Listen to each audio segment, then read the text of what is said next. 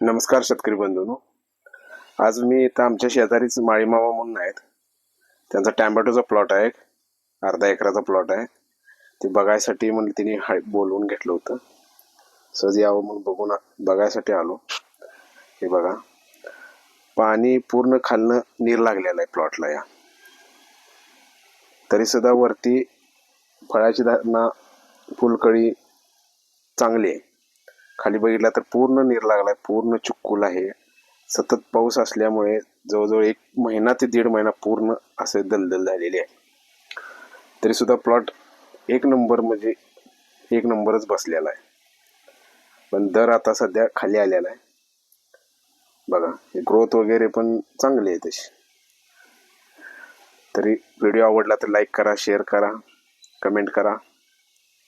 हो का, फळाची संख्या पण भरपूर आहे. आता पिका लागलेली आहेत.